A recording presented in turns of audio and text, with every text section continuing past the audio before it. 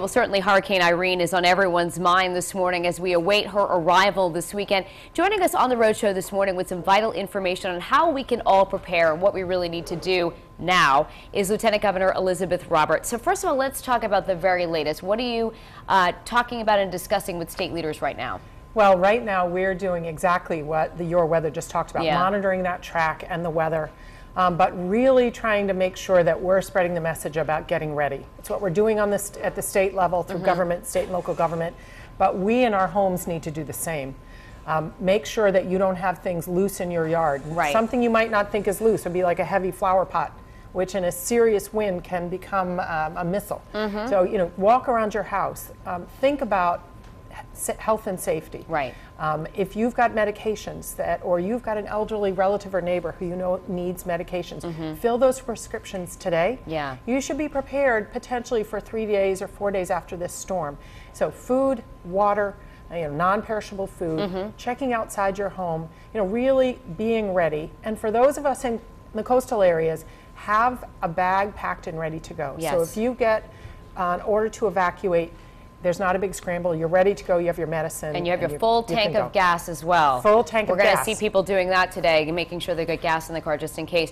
Tell us a little bit about, though, what the EMA specifically is doing to prepare. I know a lot of people want to know, what is the state doing to make sure that I'm safe if I have to be out there or whatnot? Well, it's the state police, emergency management at the state level, all of the local emergency management, police and fire, all working together. So we're looking at potential evacuation routes if people need to be moved.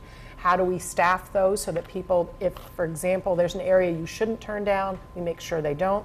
It's all about safety. Monitoring the bridges, which are a major issue for evacuation. We had a conversation with Bridge and Turnpike about the Newport Saconnet River Bridge is under construction. Want to assure people DOT has spent the last day and a half securing construction sites. Right. So nothing at a construction site becomes a safety hazard. Especially here in New England, we're a hardy kind of person where we think, oh, it might be our instinct to kind of say, this might not be a big deal. But you're really telling people at this point, even though we don't know how bad exactly the storm will be, that you really should be taking the warning seriously. Well, and what's so important, people have talked about last year how the storm went off to sea and missed us. The other thing that's important to know is the east side of the hurricane is the one with the highest wind. Right. All of the tracks here show us on the east side of the hurricane. And particularly as it moves a little closer, the intensity of that wind, and that's what brings the storm surge. It's also a new moon with a higher tide than normal. So lots of things that we need to take seriously. We haven't had a real hurricane in almost 20 years, and that was not as serious as this one might be.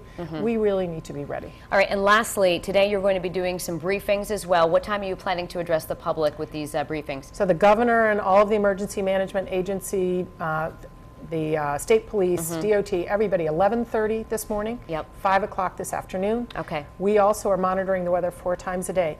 I can't say enough for your viewers. Keep an eye on this show, on the news, and on the radio to really keep up to date. These storms change. Right. The other thing that tends to happen is once they pass North Carolina, they tend to speed up. So right now it seems like it's a long way away.